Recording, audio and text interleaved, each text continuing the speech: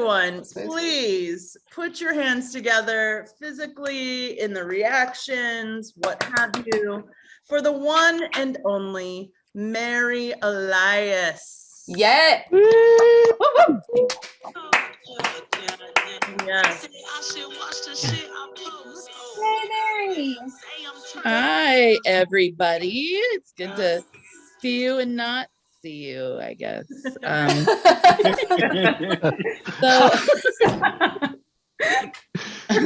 So I'm an elementary school teacher. I know some of you already know that.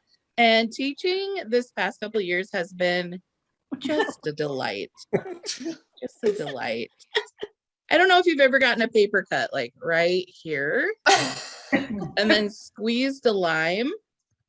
Oh, yeah, online teaching was like that. But I'm back in person and in elementary school, which is a place that's well known for being sterile and disease free. I'll tell you, it is great to interact with human beings again, though. But the social skills are very bad. We are all awkward. Like, some of the students are seeing other kids for the first time in 2 years. And they're like, what in the uncrustable hell is this?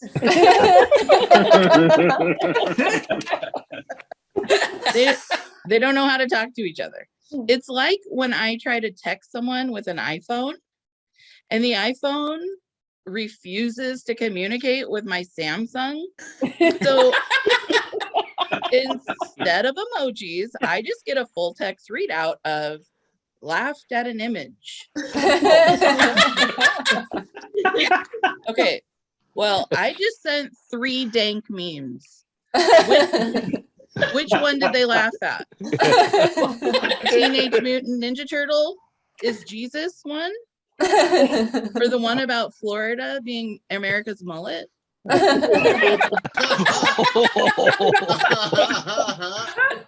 Or is it the Kenny Loggins is Jesus one? Like, the Jesus memes usually kill, but Florida's a guarantee. I don't know. iPhones are just ruining my life. It's led to a lot of peer pressure and bullying. And I'm looking at a couple people. Anyway. It's been so long since I've talked to people in person. Like, I'm just as confused as the students. It's kind of like being left in a room alone with your friend's spouse. Like,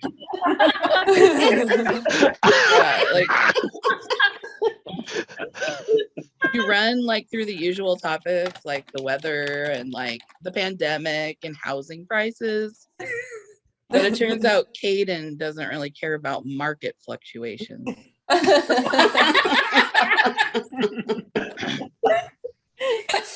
So we're working on phonics skills because, unfortunately, kids don't come preloaded with the alphabet.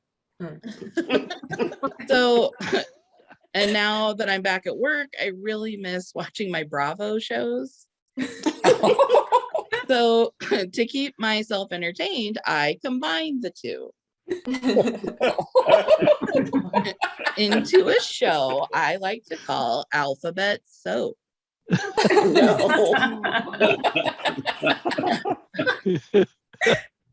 I give the letters like a backstory. So like Q and you are dating, but they're codependent and it's kind of unhealthy. Like Q never wants you to go anywhere. And you know what? You isn't interested in being exclusive. Like you is always partying with other consonants and drinking it up with the vowels in VIP.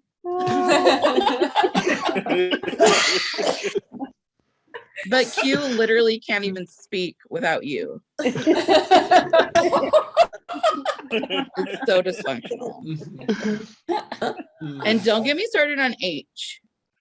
H changes every letter that it's with. When S was with H, S changes down from S to sh. H also made S switch from coffee to tea and go vegan.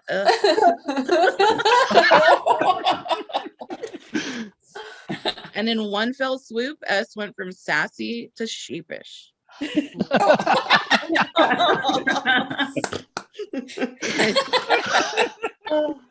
H did the same thing to C, P, and T, but W was strong though.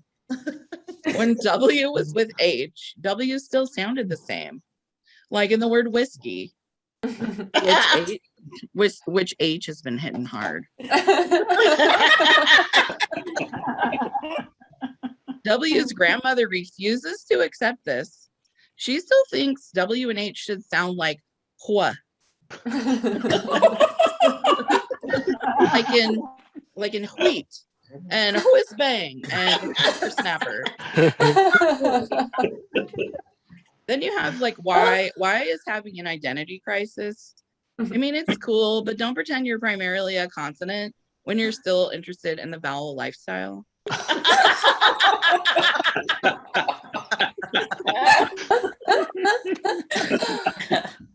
Anyway, next season is lit.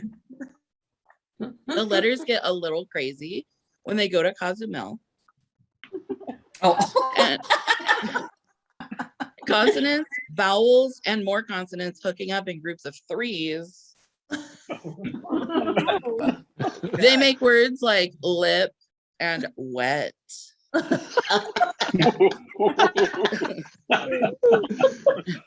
They'll have you saying yes to another season of alphabet soap. Too much below deck. Oh, Mom. Oh my God. I know, right?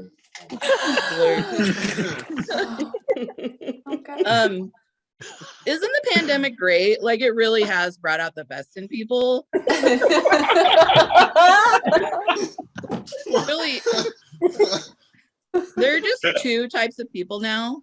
People who believe the pandemic is real and the people who try to trick the Facebook police. You do this by spelling COVID with a 0 for the O and a 1 for the I. Like, I can see the word. Pretty sure Facebook's algorithm is going to catch it too. It's like those people who put their hand over their nose while they're picking it. Oh my gosh. Like, I don't need to see Facebook's misleading stamp to know it's boogery in nature. I call the people that share these things Ivermectinites. I believe this name accurately captures their beliefs because if they get sick, they're willing to take ivermectin horse pills, and the only corona they care about comes with a lime. Ivermectinites really have a lot of spare time on their hands because they got fired for not getting vaccinated. So now they devote their time to research, volunteering their time. It's so altruistic of them. They're masters at finding YouTube content that confirms what they believe. They're doing the Lord's work. Really, the Ivermectinites come from a long line of believers. To tell the full story, I have to go back to the Bible, the Julianni Abridged version.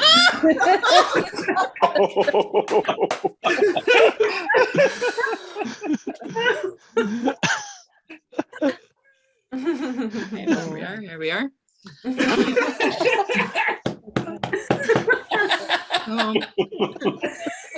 Ivermectinites are first seen in the book of Regeneron.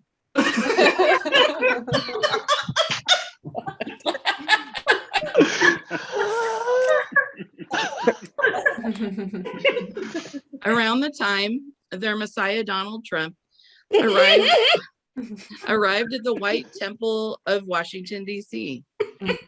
Having seen him work miracles on Mount Apprentice,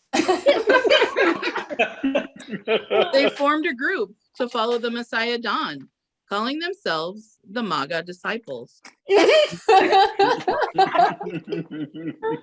Many of the MAGA disciples took to their Mecca Facebook, as they were commanded by their prophet and Messiah Dawn to disseminate alternative truths. Instead of following that devil media, because unto the people, Dawn said, the lamestream media is fake news.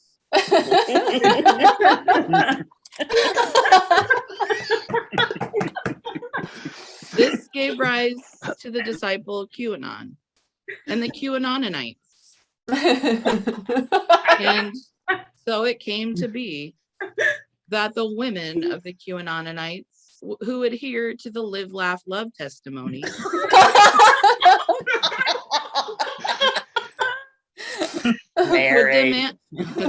would demand the execution of the pedophiles of Hollywood.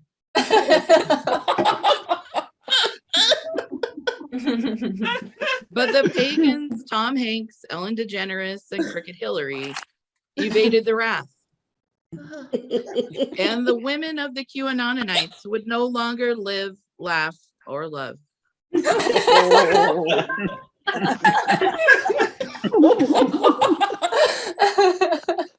In a subsequent movement, the QAnonites determined science to be false, based on the prophecies of the disciple Jennifer McCarthy. It was decreed that all vaccinations caused autism and contained microchips, and masks were tantamount to a thorn in the ribs of their orange messiah. They would thusly be named the anti-maskites and the anti-vaxites.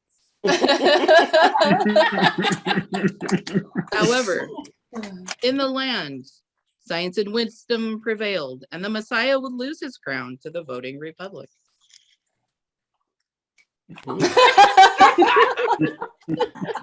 After the fall of the Messiah Dawn, the MAGA disciples, the QAnonites, anti-maskites, and the anti-vaxites would travel to the land of the National Mall, to the temple of the Capitol, in support of their Messiah, where he proselytized on how big tech rigged the election and how the crowd was so large, larger than any crowd that any other Messiah. This made the followers act boldly as they stormed the Capitol and walked inside for a while. But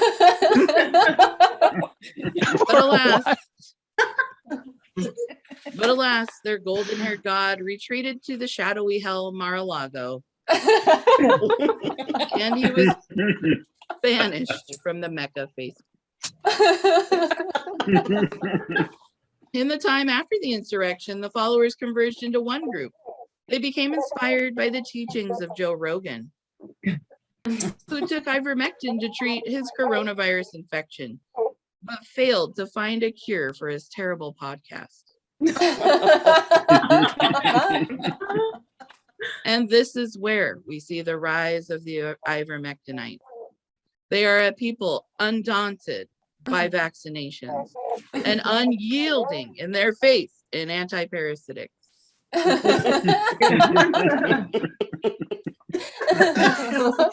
And now, as we rest under the leadership of Joe Biden, who is just okay,